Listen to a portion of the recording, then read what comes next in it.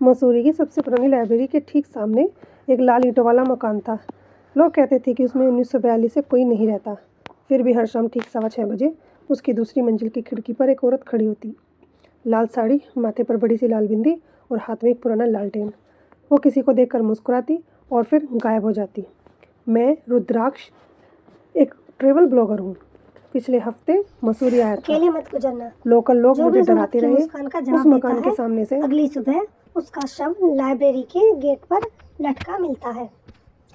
गले में लाल दुपट्टा, मुंह पर वही मुस्कान।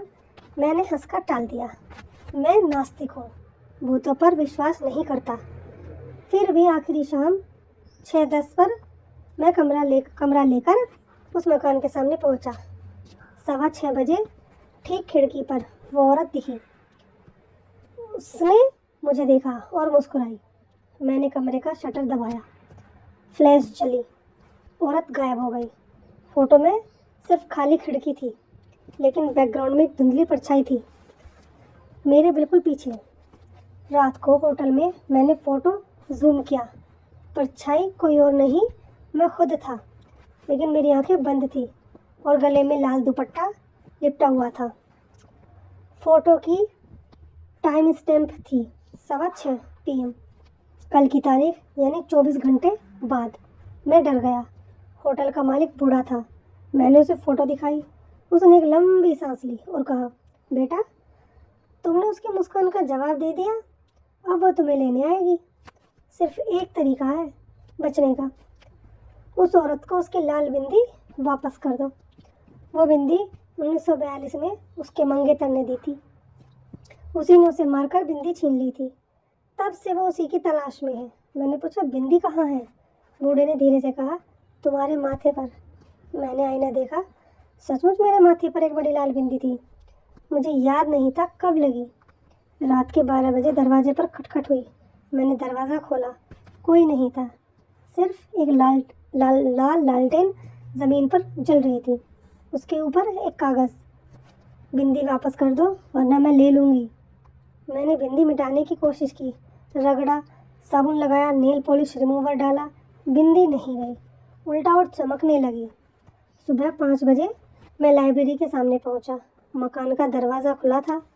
अंदर सीढ़ियां चढ़ती ही दूसरी मंजिल पर वो औरत खड़ी थी। उसका चेहरा नहीं था, सिर्फ लाल बिंदी माथे पर चमक रही थी। उसने हाथ बढ़ाया। मैंने अपना माथा आगे कर दिया। उसने उंगली से मेरी बिंदी छुई और एक जोर का झटका लगा। मैं गिर पड़ा। जब होश आया तो मैं लाइब्रेरी के गेट पर लटका हुआ था। गले में लाल दुपट्टा, मुंह पर मुस्कान। लेकिन मैं मर नहीं चुका था। मेरी आंखें खुली थी। मैं देख सकता था, बोल सकता था नहीं। पुलिस आई, फ़ोटो खींचे। मेरी जेब से मेरा फ़ोन निकाला। लॉक स्क्रीन पर नई फ़ोटो थी। मैं और वो औरत साथ में सेल्फी ले रहे थे। मेरे माथे पर बिंदी नहीं थी, उसके माथे पर थी। कैप्शन लिखा था, अब मेरी बारी थी मुस्कुराने की। धन्यवाद नया मंगेतर। तब से हर शाम 6:15 बजे लाल मकान की खिड़की पर अब 2 लोग खड़े होते हैं। एक औरत, लाल साड़ी लाल बिंदी, उसके बगल में एक लड़का जिसके गले में लाल दुपट्टा लटका रहता है और जो हर आने जाने वाले को देखकर मुस्कुराता है। अगर कभी मसूरी गए और किसी ने तुम्हें मुस्कुरा कर देखा तो मुस्कुराना मत, बस भाग जाना, क्योंकि अब वो अकेली नहीं है।